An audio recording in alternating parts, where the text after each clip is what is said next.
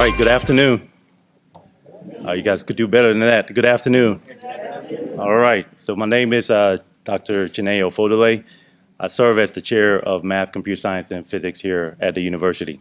So today we are celebrating seniors from our department who have indulged in several projects with the Marine base, which you guys will be seeing shortly. So upon taking the position in 2020, I noticed that many of our students were receiving employments outside of the Albany area. So one of the main things, or one of the visions, was to find a way to implement or incorporate our community in this initiative. And so one of our classes, the senior project, our capstone course, was to find a way to have a lot of senior projects from several corporate sectors. And so today we want to thank the Marine base for allowing us to partner up, and you guys will be able to see the product eventually in a couple of minutes. So in the summer of 2024, we began to revise our curriculum, particularly our senior project, our capstone course. This was a collaboration with several of our programs, mathematics and also computer science. And so today, this fall, we had 11 students who had the opportunity to work, partner with several individuals and personnel at the Marine base. And so I definitely want to thank the Marine base personnel and all that were involved in this initiative. So before I sit, I would like to acknowledge some of the key personnel from ASU that have been working tremendously hard behind the scenes to make this initiative happen.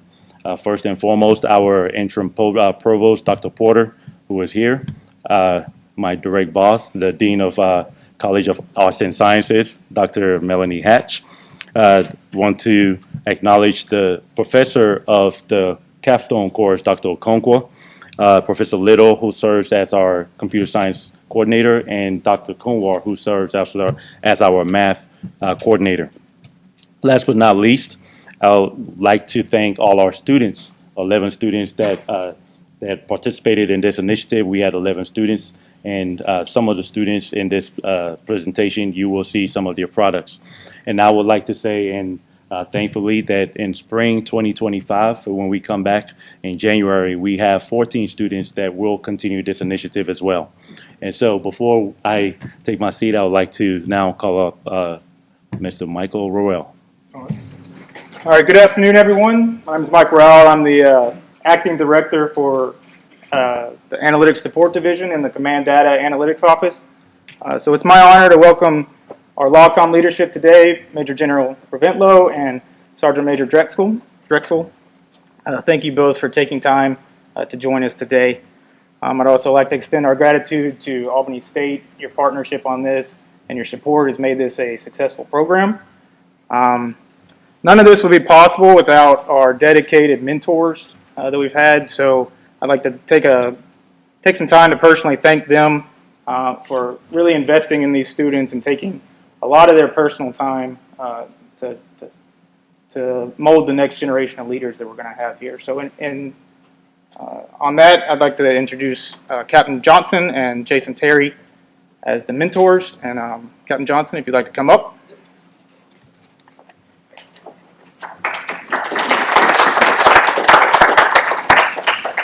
So good afternoon, General, Sergeant Major, esteemed ASU faculty and staff. My name is Lane Johnson. I got the privilege of being Devaugh's mentor for this semester.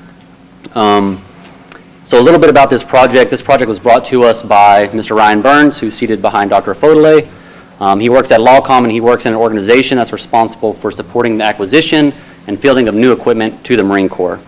So the hope is that this project can inform and influence some of the decisions that he's making on his end. So this project is by no means done, so it'd be a perfect project for one of the spring interns to take and continue running with. Before I hand it over to Devaughn, I just want to highlight a few things about him and brag on him. So he's an extremely bright young man who exuded confidence even in a foreign environment like LawCom. Should have seen him walk around the hallways, looked like he'd worked there for 20 years. He came every day with a hungry attitude and humble, willing to learn. So that's all the different technologies like Power BI, DAX, SQL, even some of the Marine Corps lingo, acronyms, jargon, all that stuff. He came with a willing mind to learn, so we appreciate him for that. Additionally, One thing that really stands out about Devaughn is his commitment to the internship. So like some of the other students, he didn't have a vehicle for most of the internship, so he always found a way to get to the base, whether that was taking a friend's car, catching a ride with someone, or even paying out of his own pocket to take a Lyft or an Uber. So that speaks to his commitment. And lastly, on his commitment, I know he's committed to this internship because when I got into the office this morning, I saw a time-stamped file that he sent at 2 a.m. this morning preparing for this project. So thank you, Devaughn, and with that, I'll hand it over to him to present his project.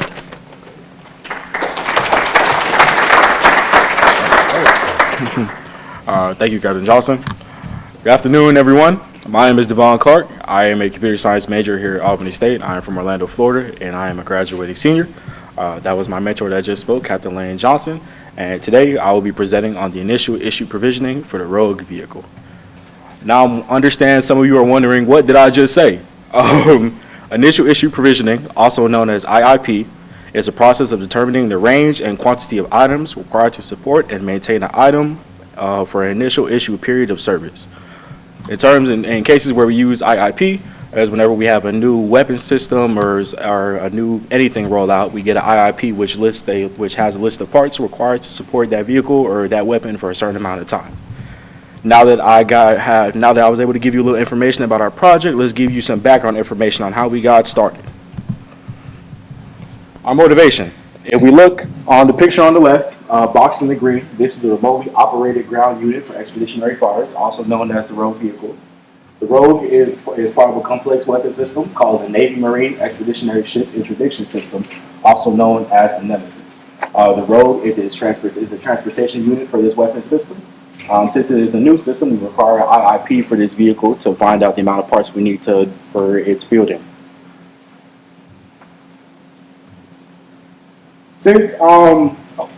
Now with the Rogue, we also have a vehicle that's made by the same manufacturer, known as the vehicle is known as the Joint Light Tactical Vehicle, also known as the JLTV. If you look and observe, you can see most of the parts as in the base, as in the wheels and the framework is kind of the same. Essentially, in my eyes, the Rogue is the JLTV without the captain. If we in a perfect world, we'll be able to take the IIP for the JLTV and cross-reference it for common parts within the Rogue and use that to create an IIP for the Rogue. However, when we spoke to our stakeholder, we found out that there were large margins of error within the IIP for the JLTV. When the JLTV was debuted, there was $13.5 million worth of parts included in the IIP, which went unused, with $9.7 million worth of that money. Those parts had absolutely zero demand. Also, we had $27.7 million worth of parts that were needed but not included in the IIP. Numbers this big would raise concerns and questions for everybody. So the first question we need to answer is, what is our problem? The problem that we aim to solve is the Marine Corps requires an improved approach to assess initial issue provisioning needs that minimizes expenses while ensuring combat readiness. Now that we understand our background, now we understand our problem, and we also have a potential solution. The step is to define what common parts we have between the JLTV and the Rogue vehicle. There we go. All right. This is our common parts history table. What this table consists of is historical maintenance data for the JLTV. What we have here is most parts we have most parts used. The way we organize these tables, we have by quantity and also by cost and parts usage over time. What this table shows is anytime these parts will be reported in the service report for maintenance, it is tracked and is reported. And we can also report these over across, not only can report how many times these items were popped up in maintenance, but also the organizations that these parts were utilized in. If a user were to use this dashboard, they will be able to sort the time period. Right now, currently we have the last year. You would also be able to sort between months, weeks, or even days. If we were to look at organizations, if we wanted to focus on, for example, 1 MEF, 2 MEF, and 3 MEF, 1 MEF being the West Coast of the Marine Corps, 2 MEF being the East Coast of the Marine Corps, and 3 MEF being Marines overseas, we see that our tables repopulate and adjust accordingly. We're also able to sort by service request type. If we look, we see maintenance PM, which would be preventative maintenance. We can also sort these by mods, with MOD, which is modifications which are utilized on these parts. Also, we're able to focus in on specific parts. If we look at most used parts by cost, at the top we see that we spend quite a lot of money on engines. If I were to click on engines, you can see the tables repopulate accordingly. If we go to most used parts, we can see in 1MEF and 2MEF we're utilizing 6 engines, while in 3MEF we're utilizing 10. And at the bottom we have the parts usage data over time. This allows us to view how these parts are used, seasonal data on how these parts are used within certain month periods. Now that we have our common data, we're able to use these data and the numbers for these parts to make a projection for the rogue vehicle, which leads us to our rogue IIP determination.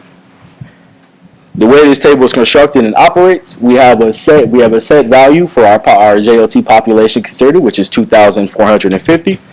Here, our user would be able to enter their projected road quantity, so how many vehicles they project to field, and also they're able to set a budget. If we look on the table on the left for recommended IIP parts list, this right here is our IIP.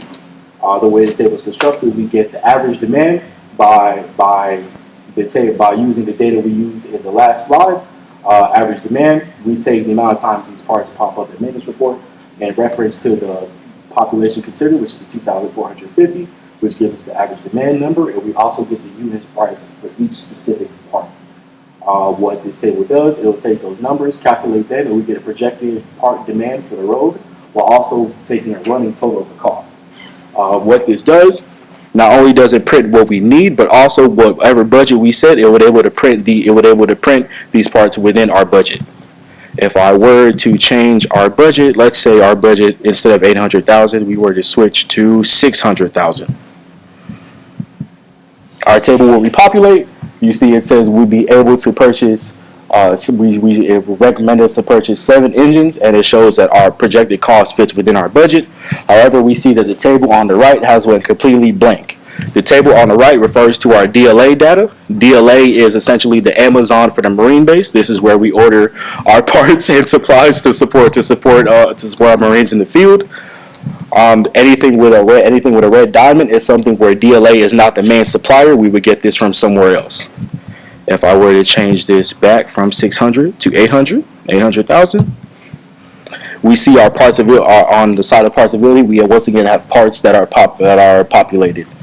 If we were to focus on a certain part, let's look at recommended IIP parts and click on the support axle. We can see, okay, DLA is the main supplier for this part. SOH on that table stands for supply on hand. That is currently what DLA has on hand, is in their inventory. The annual consumption quantity is how much of that part we use per year, not only what we project for the Rogue and our demand, but also what is used for other vehicles.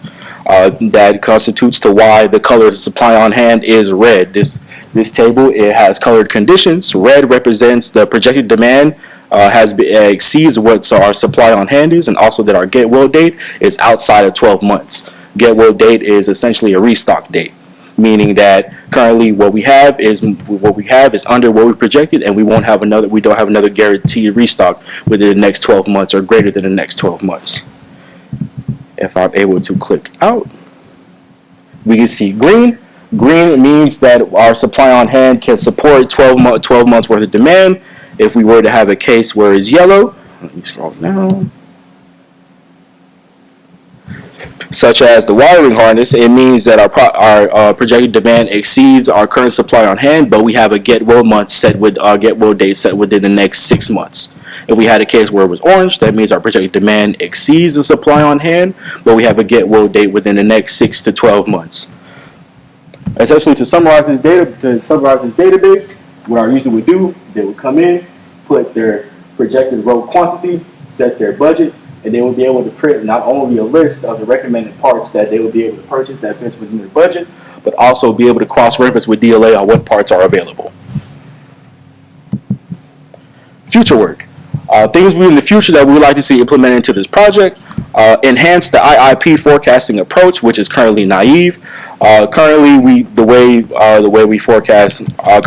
our approach is forecasted, we're just keeping it very simplistic. In the future, we would like to include factors such as, for these parts, taking in aspects of climate. where these parts are being used, limitations, how hard are these vehicles being pushed, and also who are using these vehicles, so we can make views on changes. Also, too, to refine the prioritization of parts, which is currently based on cost from highest to lowest. For making the ranking for the IIP, currently we have whatever parts are highest in cost, those are higher in priority. We want to be able to change the prioritization to where it can be on a more equal level for all parts. Good morning, or good afternoon. I'm Jason Terry. I was the mentor for Ms. Ashanti Hart and Ms. Okoro. So the project we kind of picked for them, they are both computer science majors with minors in mathematics. So let's get into some computer science and math. We had a weapons system manager that was curious about being able to predict for ELUMP his RCT. What's ELUMP? Enterprise Logistics Management Planning, sir. Predicting when. Terrible with acronyms, so we just assume people know. Yes, sir.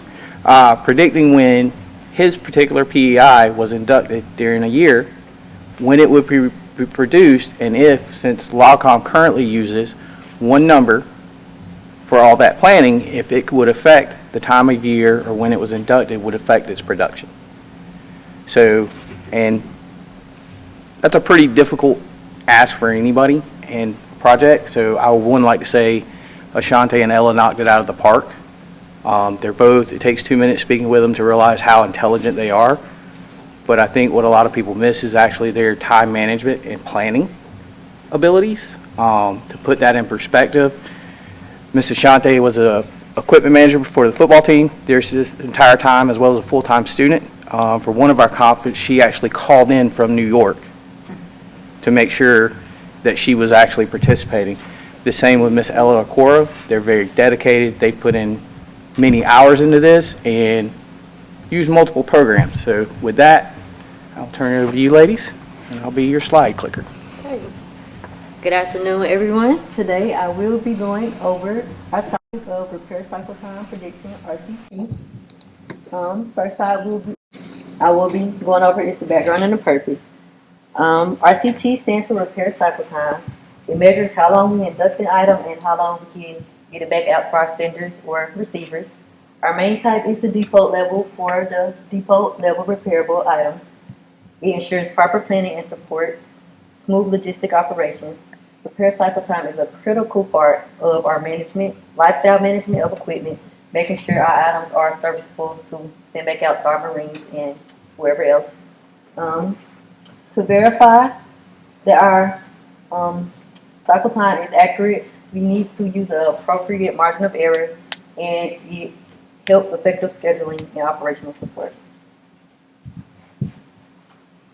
If we were to get our item back too early or get the item back out to our senders too early, it will cause a problem for us. We'll basically have to pay the workers overtime, and if the item is late, we'd be paying the workers just to sit there and do nothing. In scope is basically what our project consisted of, what we did. Our LA data from the system of record and data trends. Out of scope was out of our context of the project since we were CDAO. That was mainly with the MDMC, the Marine Default Maintenance Center, with the causation of data trends and the planning process. Our main point of contact is Mr. Jason Terry, and our alternative was Captain Lane Johnson, me, Ashanti Hart, and Okoro, are your ASU interns, and our weapons system manager was Cal Lucky. The data source that we used was our master data repository, also our MSST tool, master scheduling support tool, using SQL, Shiny on RStudios, R, and Microsoft Excel. And also, when it comes to our project, we started our project going in with a couple of assumptions. One of the assumptions is assuming that the data in MDR is accurate, as it also is the system of record and is the historical record for our LAV and also other lines inside the military. And this was very important, especially for the induction and production date. And also, we assumed that any product that was under 50 calendar days or had a production date of under 50 calendar days was not a full repair of 120 days, which is normal for an LAV 25 or any LAV. So we assumed it was a modification and not a full repair. And also for an induction date or for a product to have an induction date without a production date, we're assuming either that the item is still currently being repaired upon or the item was possibly cut. So we plan to take this out of our data set, so we don't want it to affect the RCT model. And then anything that was repaired by the MISRA or a third party, we wanted to make sure we took that outside of our data for our model, since we want this to just be specifically for depot RCT. And also for our methodology, we had 7 main points. The first one being determining the requirements and deliverables. And so, of course, we knew what our project was going to be, but we needed to know what that required. And then also breaking that down into small, manageable chunks so that we can complete the project in a timely manner, which then led us to determining the data that we needed, which then we started looking inside of the MDR, specifically in MIST, and we figured out that's what we would need, and that's the data location. So we then procured the data from MIST from 4 specific tables, which led us to go into our data review and familiarization step, where we looked inside of those tables. We noted specific things like, for instance, this table has a production date that goes to 50 days. We don't need that, so we're going to drop that. If there was anything that had blanks or was omitted, of course, we're going to drop that as well. And so that also led us to the next step, which was the data cleaning, where we then took all of that information and we used SQL to query and basically drop all of that. And that also led to our data transformation, where we then merged the 4 tables that we used into one major table after we cleaned all of the data so that we have one clean major set. And then after we did all of that, we then had to determine what model we were actually going to use to create the model. So we landed upon a weighted average for our model, and then after we had our weighted average, we then took our tables that we had cleaned, we sent it inside of R, which is what we used to code in. We created our Chinenye app and our studio, and then after creating it, it then led us to the testing stage, and then also got us ready for our version 1 release. And so now we'd like to go into a tiny bit of a demonstration of our Chinenye app. So what you see currently, this is a seasonality depictor or a graph that shows basically the seasonality by month of the LAV, and it's based off the induction date and how long it would take to basically produce the item if you induct the program. And another part of our app is the calculator, where you can actually select your induction date. Let's do January 31st. That's my birthday. And so as you can see at the top, it gives you your estimated production date, and we also have our upper bounds for the extreme case. And then also we have our repair cycle time days for the mean and also the standard deviation as well. And just to show the seasonality of the data as well, we can choose another date. Want to do September? Let's do September 6th. September 6th.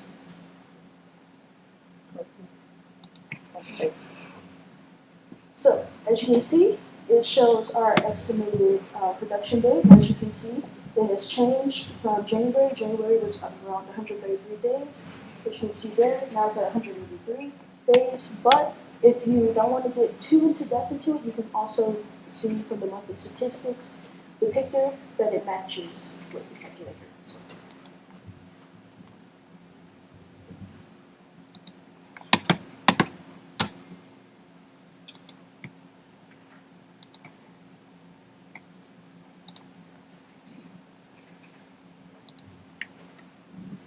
And also, for future uses, our weapon system manager, who is our stakeholder, and also our customer for this project, will plan to use our RCT calculator in the upcoming year, in 2025.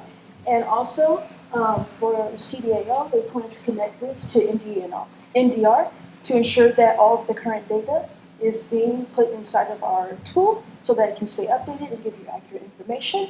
And then CDAO also plans to extend this line to multiple items or multiple tabs in the future. So I interned at the ESCT department where I was supervised by Mr. Amos and Ms. Rowland.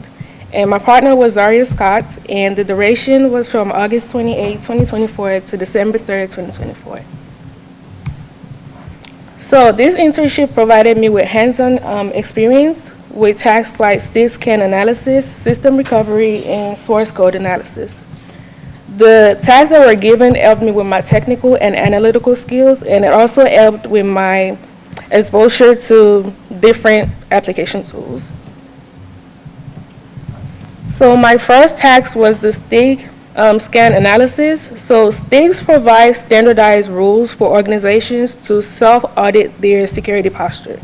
And the process includes generating XML files and then importing the file into the stick viewer to analyze open and unreviewed findings. So this is an example of a stick checklist. So after importing the XML file into the stick viewer, it is going to generate a stick checklist. And right here, it shows not a finding, not applicable, open, and not reviewed. My duty was to work through the opens and the not reviewed. And under this discussion, it shows what the problem or the vulnerabilities were. And then under the check text is where I would usually get the suggestions on how to fix the problem. My third task was a source code analysis. I conducted an analysis using Fortify SCA, which is a static code analyzer. And it is a tool that scans source codes for vulnerabilities, and it also identifies weaknesses. And after running the Fortify scan, I documented the findings in a detailed workbook that's usually generated by the scanner. So I also had the opportunity to learn about network and system configuration. So I configured account lookout policies, set up network devices, and also used the NMESIS scanner to detect and address vulnerabilities. These are some of the skills and competencies that I gained during my internship. So I learned to use a Fortify scanner, how to run a stick scan analysis, enhanced my skills in the system recovery and network setup, and also improved my knowledge of compliance evaluation. So compliance evaluation is the process that an organization uses to make sure that the system or the actions adhere to the standardized laws or policy. And these are my lessons learned. So I learned that it's important to document everything, especially in the cybersecurity field, because we want to ensure clarity, consistency, compliance. It also helped me with, the internship also helped with my time management skills, because I was only on the base on Tuesdays and Thursdays from 2 to 5, so I had to maximize my time by balancing learning and also completing my tasks. I gained a deeper understanding of the importance of system security, and I also learned to use tools like NMESIS Scanner and Fortify SCA. Thank you for your attention. Are there any questions? Let's give our students one more round of applause. So as you can see, our students work tremendously. This is in addition to their other classes that they are taking simultaneously here on campus and finding a way to ensure that these projects are fulfilled. And especially these students being the first cohort for this whole initiative laid the ground foundation and allowed the Marine base, and I thank you all for giving us the opportunity to come back in the spring 2025 to continue this partnership. We will now close, but before we close, I would like to call on some of the ASU stakeholders to give any vote of thanks or word of inspiration. Dr. Porter, who serves as our interim provost here at the university, and Dean Hatch, who is the Dean of College of Arts and Sciences. Good afternoon. I'm Melanie Hatch. I'm the Dean of the College of Arts and Sciences. And I would just like to say to all the folks from the Marine Base, we are so deeply grateful for your time and the work that you have done in helping our students further their learning. I'm a former operations research analyst myself, and so I understand the value of these real-world experiences that come to our students that are going to help them in their career. I understand that a few have also gotten job offers, and that's what this is all about, is when we partner with practitioners who kind of help us put theory into practice. So again, thank you all, and I'm looking forward to seeing what happens in the spring and the continuation of this great work together. Good afternoon. I'm Vonda Porter, the Interim Provost and Vice President of Academic Affairs, and I too want to express my thanks and appreciation to the military base for allowing our students to come out there and engage with your activities and to hopefully help you all work through some things and offer their expertise. So I really want to thank you for that. And I want to thank you again for continuing our MOU and agreement for spring. We are looking forward to being able to place many more students. And we have additional MOUs with the military base. We're looking at supply chain and logistics over in the business area. So I really, really am proud of our community engagement and collaboration, and I look forward to continuing our work with the military base. Thank you.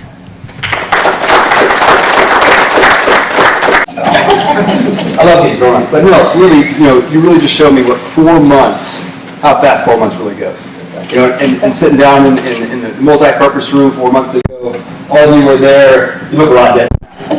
Your hair's grown. You look like mine when you started. Usually it goes the opposite. When you start that way, you end up like me. But no, really, I think that the projects you put have brought to light a lot of the issues, concerns, problems that we fight day in and day out. And it shows the importance of what you guys have spent the last 4 years and longer trying to find what your passion is and what you're going to do and take to the next level. So congratulations and thank you so much for the hard work you put into it, because you got a lot more hard work ahead of you, right? You got the rest of your life ahead of you to continue to assist other, if it's the Marine Corps base, if it's another organization, if it's coming back to the school, data analytics and all those things play a huge factor into actually trying to find the problem and then what's the solution to the problem. So my hope is that when they come in this next semester, that somebody reaches out to you and you start to build those relationships, kind of like Captain Johnson and Captain Kelly in the back, who were at Naval Postgraduate School up there in Monterey, and some of the things they were working on at that time are still being worked on to this day, and they may have grabbed it from somebody else, and hopefully we can see it come to fruition and it's being used. So again, congratulations, thank you to the university for allowing us to have this great partnership, and it's really good to hear that they're going to be coming back next semester too. So thank you. Well, that was fantastic, right? And we had the opportunity, as our major said, to talk to you all when you first came in down in the multi-purpose room. And I enjoy that. Great interaction with you guys, and I bragged upon that. I've told folks numerous times that I had the opportunity to talk to the 11 interns from ASU and how motivated they were to be a part of what we're doing. And it was really, to me, it was refreshing, I would say. And is it Devaughn or Devaughn? Wow. I mean, you've mastered our acronyms, our jargon and all that stuff, and just really impressive, right? And I think I told you guys when you came down there that you were all there to enlist in the Marine Corps, and you all were no, we got the wrong crowd, right? And I was joking with you. But really, in 4 months, you really mastered that, and that is awesome. So, and you used the term allowed you the opportunity to come on base. No, it's the other way around. We appreciate the opportunity to allow them to come to us and to help us with some of our harder problems. This stuff is very technical. My major in college, I was a political science guy, right? And a history guy. So this stuff is just, to me, it's not my bailiwick, my background, but I really can appreciate what you all have done and what our team is trying to do. Some of our hard problems, using data to solve problems, is exactly what we need to do, and you help us with that. And I appreciated the we. You all said we. We had this problem, we were doing this, and we was inclusive. It wasn't like, oh, they got this problem, and they. You were part of the team. You became a part of the team, and I think that's just phenomenal. And so, as I mentioned, we've got a lot of hard challenges out there, and certainly And we want to give the opportunity for those, and I know we get 11 interns that come to LawCom and they do some work for us. That doesn't mean that we're going to hire 11 people, right? That 11 people who want to come work for us. But man, we'd like to give the opportunity for folks who have done great work, or folks who haven't even been to on base that can see, hey, you know what, you spread the word. They do some good stuff over here. It's really amazing. It's not Area 51 as everybody thinks, right? You don't have any aliens, I just put that out. Stored in our warehouses. But to give you the opportunity to say, hey, we'd like to come back, you know, and how do we do that? And give you an opportunity and understanding that doesn't mean you can be a 20-year or 30-year tenured employee, that you come in for a couple of years, get some more experience and move on. That's okay too, and give somebody else the next opportunity. Because we are looking for really homegrown talent, as we call it. And why not right here? You mentioned that. There's the opportunity out in Albany to take advantage of that. We have some of that opportunity. We look for that homegrown talent because it just makes good sense. Really, really does. And so thank you for what you have done over the last 4 months, and to the other members of the team, and thank you again for the opportunity, and thanks for inviting us this afternoon to hear this. And I'm truly impressed with all four of you, all the work that you've done, and thanks. All right.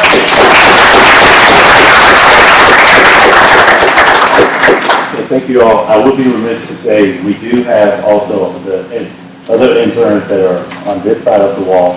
They also have presentations, but we are restricted to an hour. But just wanted to inform that there were other students part of the program that also had presentations as well. So once again, thank you all and have a good night. Bye.